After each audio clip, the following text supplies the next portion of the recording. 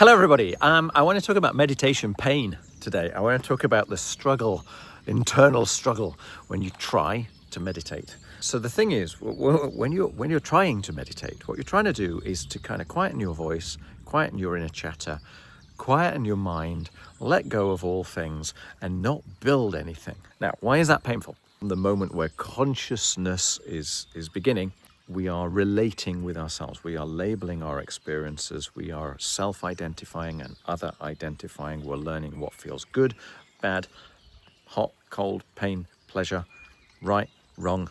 We build up a sense of what we consider to be us and them and our place and how others are supposed to react and how we are supposed to react. And the entire thing is conjured up based around all of these chance occurrences that have occurred from day to day to day to day to day to day to day, all the way up to today. So most of that then is left in the back of your mind. It's in what I consider in some metaphorical way to be a sort of an egg-like sphere that I label your subconscious. Now that is not correct, but it's quite a useful imagery. So there is your subconscious, there is all of your autonomic process, all of the habitual fixed ideas, all of your skills that have just become kind of normal, natural parts of what you are. All of that is inside of your subconscious, along with all of your self-concepts. Then beyond that membrane is your conscious. And your conscious is like a little filter which looks at everything new coming in, your expressions of what you are and the stimuli being received.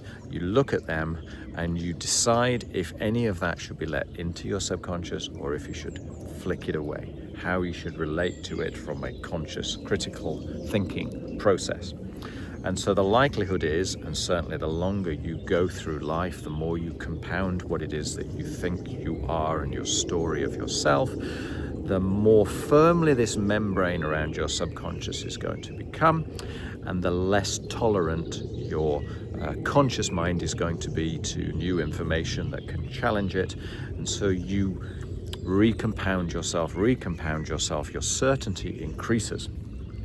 So then for someone to suddenly say, right, well, let's meditate, let's let go of all of that and let's just see.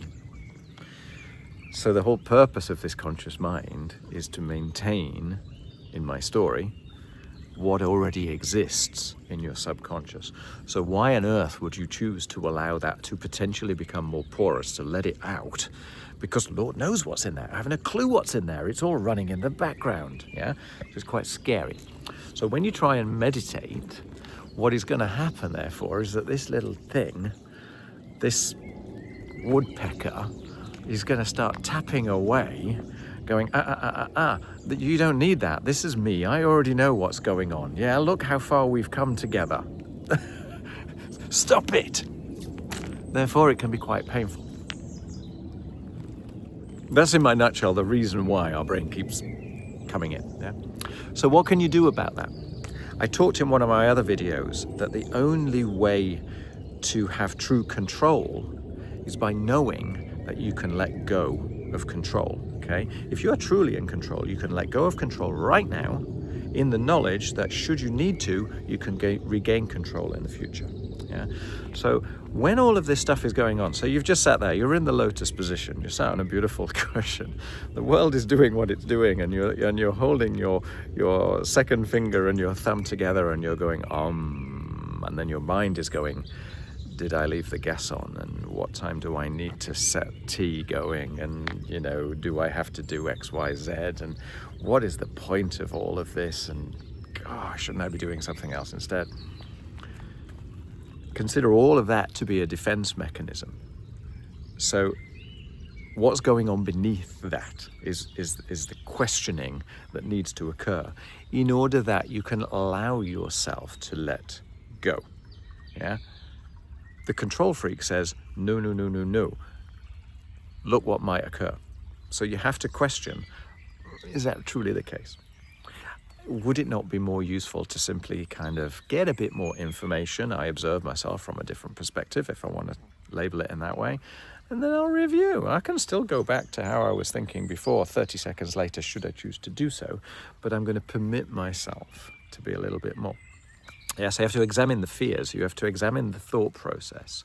But ultimately, for me, it's best to get an experience of meditation, because once you've done it once or twice, it's easy to go back, because you just kind of re-establish that state, if you want to call it a state, rather than having to conjure it from nothing.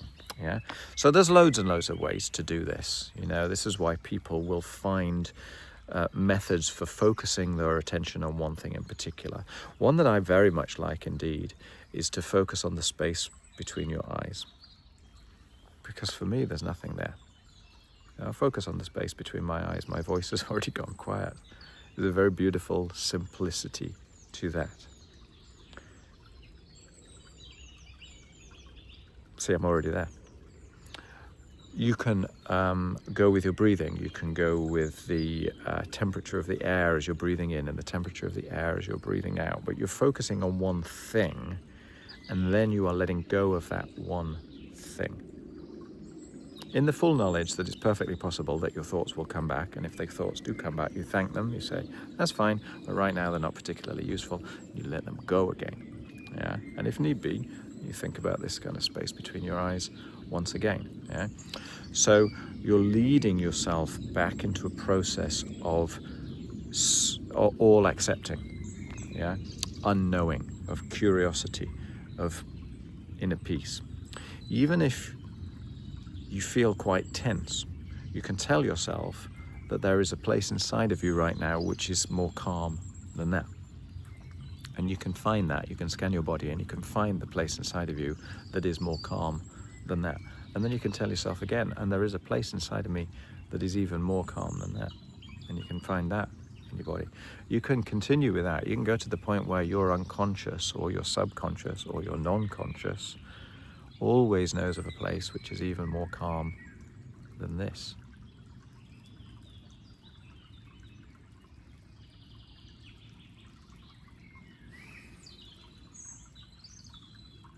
Completely thoughtless, completely quiet, serene being, relating without concluding.